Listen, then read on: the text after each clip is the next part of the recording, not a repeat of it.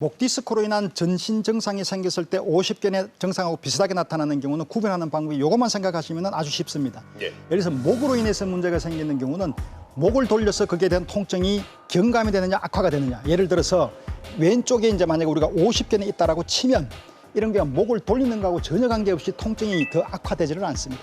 예를 들어서 목 디스크로 인해서 왼쪽 어깨가 아팠다라고 하면 내가 왼쪽이 아프면 왼쪽으로 목을 돌렸을 때에 통증이 왼쪽 어깨가 더 심하게 되면 목을 움직였기 때문에 목 디스크라고 보면 되는 거고, 통증이 유발될 때 만약에 내가 왼쪽 어깨가 아프든 왼쪽 팔이 아팠을 때에 이 통증이 팔을 들어보라고 했을 때 팔이 못 들겠다라고 하면 거의 50견이겠죠.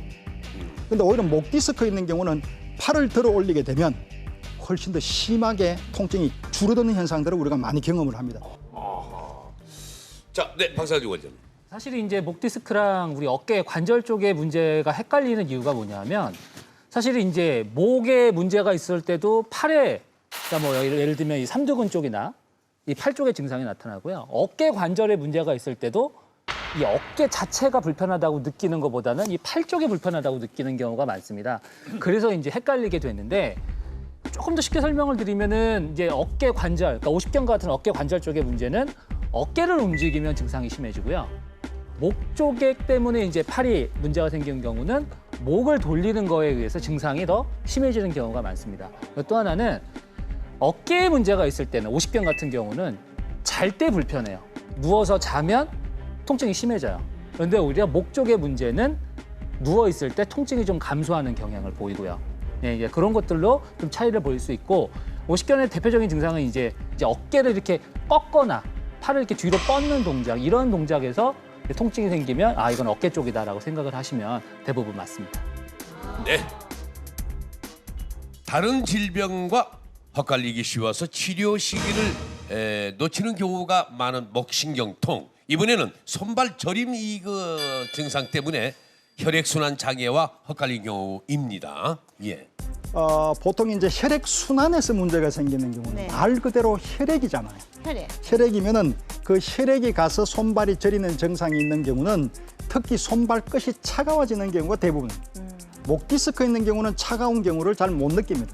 근데 이제 또 이런 경우는 맥박에 문제가 생기는 순환기 쪽에 문제가 생길 수 있는 가능성이 있다는 거죠. 근데 그거하고 다르게 목신경으로 문제가 생기는 경우에는 어깨부터 팔 손가락까지 저린 증상이 나타나는데, 이때 반드시 감각신경으로 인해서는 저린 증상이 생기지만 우리 신경은 운동신경이 같이 동반되다 보니까 근력 약화가 같이 따라옵니다. 예를 들어서 손에 쥐는 힘이 떨어진다든지, 아니면 우리 손가락에서 보면 이 손에서 보게 되면 이쪽에 각각의 뼈 사이에 근육이 있는데 이 근육이 마르는 현상이 생겨서 꼭 원숭이 손같이 이렇게 말라져 있는 경우를 많이 보게 됩니다. 이런 경우에도 신경으로 인해서 문제가 생기고, 양쪽 팔이 저리되기보다는 보통 한쪽 팔에서 디스크가 생기면 양쪽으로 내려가는 경우보다 편측으로 생기는 경우가 월등히 많기 때문에 한쪽 팔이 저리는 경우가 월등히 많다라고 보시면은 이 경우는 목 디스크라고 생각하시면 됩니다. 그런데 그 주변에 봤을 때요, 목이나 허리가 아픈 분들이 가장 많이 고민하는 것이 이 수술을 해야 되나 말아야 되나, 이걸로 고민을 굉장히 많이들 하시거든요. 솔직히 좀 여쭤보겠습니다. 이 수술 해야 됩니까 말아야 됩니까? 제가 이제 이 방송 나올 때마다 제가 이제 수술하는 전문으로 의사다 보니까 가장 질문을 많이 받는 내용이 그겁니다. 근데 제가 이제 저도 먹고 살아야 되니까 그쪽에서 보면 수술을 해야 되고, 교과서에 나오는 얘기만 지금 제가 전달을 해드리자면 95%에서 한 97% 정도까지는 수술할 필요가 없습니다. 그럼 정말로 제가 하늘을 걸고 맹세를 합니다. 두 번째, 그러나 수술을 꼭 해야 되는 경우가 있습니다. 이 말씀은 제가 꼭 드리려고 하는 게, 다리에 마비가 생겨서 중심신경에 마비가 생겨가지고 걷는 게 문제가 생긴다, 팔다리에 힘이 없다, 이런 분들이 수술 시기를 놓쳐버리게 되면 수술을 해도 회복이 되지 않는다는 사실입니다.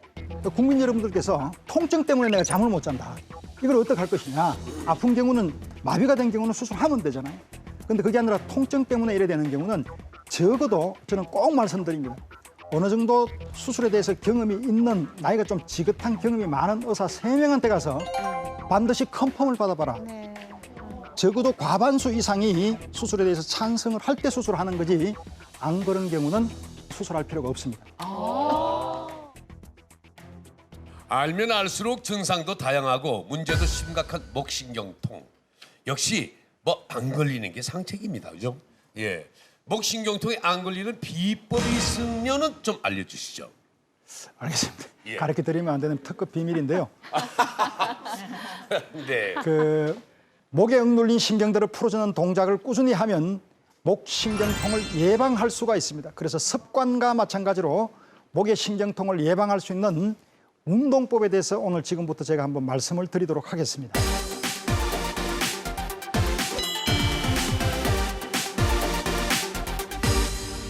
자, 수건을 한번 잡아보시겠습니다. 수건. 네, 집에 간단하게 있는 수건인데요. 이렇게 돌돌 말아서 길이를 이런 식으로 어깨 넓이 정도 네. 저희들이 할 수 있는 범위 내에서 한 요 정도 잡으시고요. 예. 제일 먼저 이제 등 근육을 어느 정도 긴장과 함께 이완을 시키는 자세는 어깨 관절도 상당히 좋습니다. 그래서 팔을 쭉 펴서 이렇게 가는, 코로 마시든 입으로 마시든 언제든지 쉬시면 되고요. 다시 쭉 떨어뜨려서 어깨를 저 뒤에까지, 이 수건이 뒤에서 봤을 때 W 정도 이렇게 축 늘어질 정도, 이렇게 늘어질 정도까지 이렇게 하시면 되겠죠. 5번에서 10번 정도 해서 3세트 정도. 그러면 어깨가 편안하게 되는 상황을 아마 느끼시게 될 것입니다. 수건을 늘어지게 하라고요. 그렇죠. 네. 만약에 이때 하시다가 어깨가 아파서 잘 안 돌아가는 경우는 조금씩 더 좁히셔서 하셔도 되고요. 정 안 될 때는 그 동작은 생략하셔야 됩니다. 50견이 있는 경우는 오히려 더 통증을 유발시킬 수도 있고, 근데 이제 어느 정도 익숙하게 되면은 50견 운동으로도 괜찮습니다. 근데 처음에 시험할 때는 안 하시는 게 좋습니다. 두 번째는 목의 근육은 앞에 있는 근육이 있고 뒤에 근육이 있습니다. 그 뒤에 근육을 단단하게 만들 때는 뒤통수보다 약간 더 위쪽에다가 수건을 이렇게 댄 상태에서 완전히 이렇게 팔을 편 상태를 만들어줍니다. 만들어주고 난 뒤에 이거는 어느 정도 긴장을 하게 되고 목은 뒤로 제끼는 힘을 한번 줬을 때 뒤로 밀리지 않게끔 수건에다가 힘을 주는 겁니다. 그렇게 한 상태에서 나중에 혹시 시간이 되면 이렇게 만져보면 목 뒤에 있는 근육이 단단해지면서 단련되는 어떤 그런 상황을 느끼시게 될 겁니다.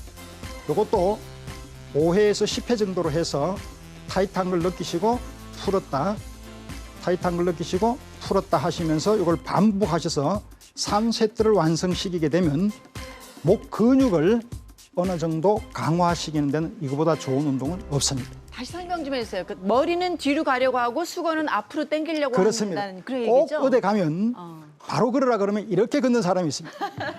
마찬가지로 이거를 뒤로 미는데 얘를 뒤로 밀면 뒤로 넘어가지 않습니까? 이건 상식이라고 얘기를 합니다. 제가 상식이 좀 부족해요. 죄송합니다. 이건 농담이었습니다. 그래서 이런 운동은 매일 반복하시는 게 중요한데 운동의 효과는 최소한도로 3개월에서 6개월 동안 꾸준하게 하는 것이 효과가 있는 거지, 한 번 하고 난 뒤에 좀 괜찮다 그래서 게으름을 피운다든지 이랬을 때는 운동의 효과는 별로 없습니다. 근데 팔이 아파요. 이거 계속 하니까 팔이. 팔에 살이 빠지실 겁니다. 그래요? 열심히 해야 되겠다. 이건 뭐 아침에 하는 게 좋아요? 아침에 하는 게 좋아요? 운동은 아침, 점심, 저녁에 내가 할 수 있는 시간이 났을 때 하는 게 중요한 예. 거지, 꼭 시간을 정해놓고 하는 사람 치고 운동하는 사람 못 봤습니다. 네. 못 봤습니다. 직장인들도 상당히 의자에 앉아서도 얼마든지 할 수 있겠네요. 당연합니다. 수건 하나만 있으면요. 그렇습니다. 네. 자, 오늘 목신경통에 대한 좋은 정보 알려주신 김종수 원장님, 귀한 시간 내주셔서 대단히 감사합니다. 감사합니다. 네, 고맙습니다.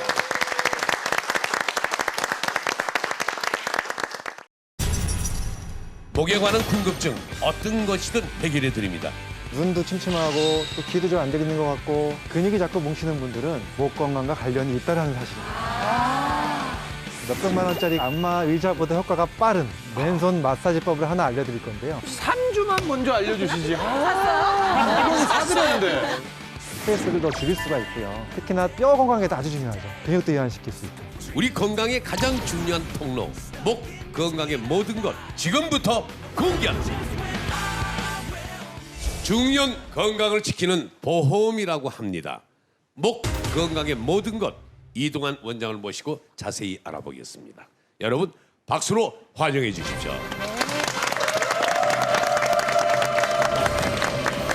네. 어서 오십시오. 아유.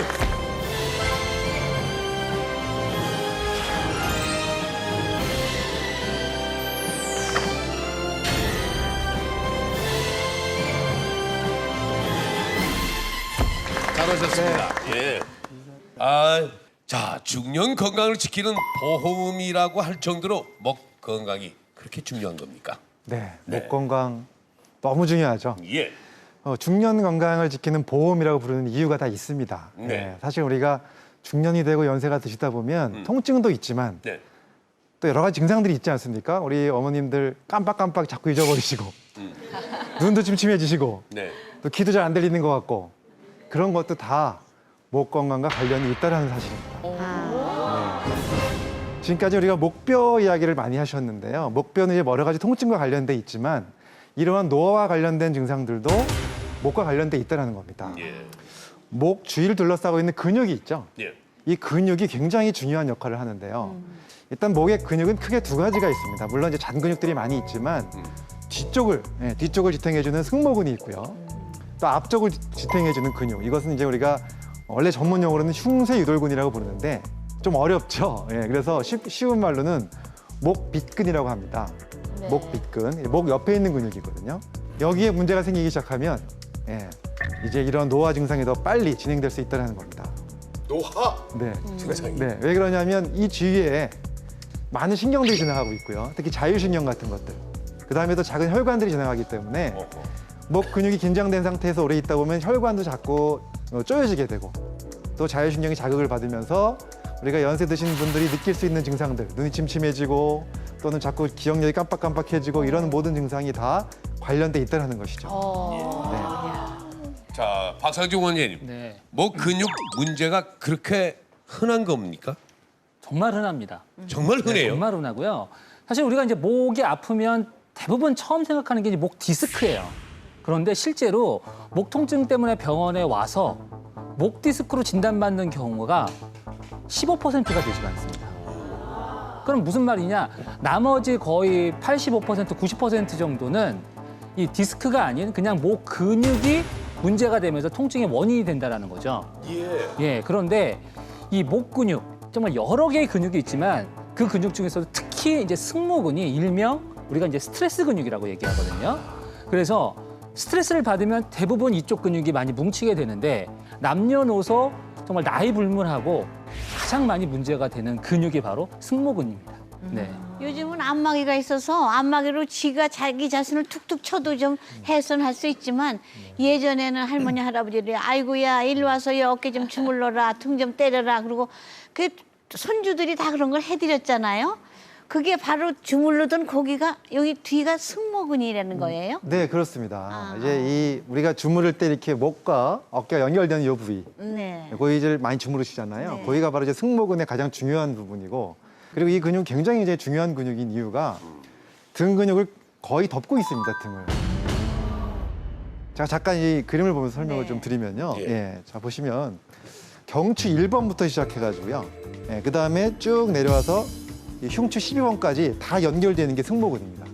그다음에 어깨로는 견갑골을 덮습니다. 견갑골을. 그래서 날개 축지에 있는 뼈들을 다 덮고 있습니다. 그래서 굉장히 넓은 근육이죠. 이 승모근의 주요 기능은 우리가 목 움직이는 건 모든 동작과 관련돼 있습니다. 보통 우리가 목을 앞뒤로 움직이는 거, 양옆으로 움직이는 거, 또 이렇게 숙이는 거, 또 이렇게 돌리는 거 있죠. 다 승모근이 관여하고 있고요.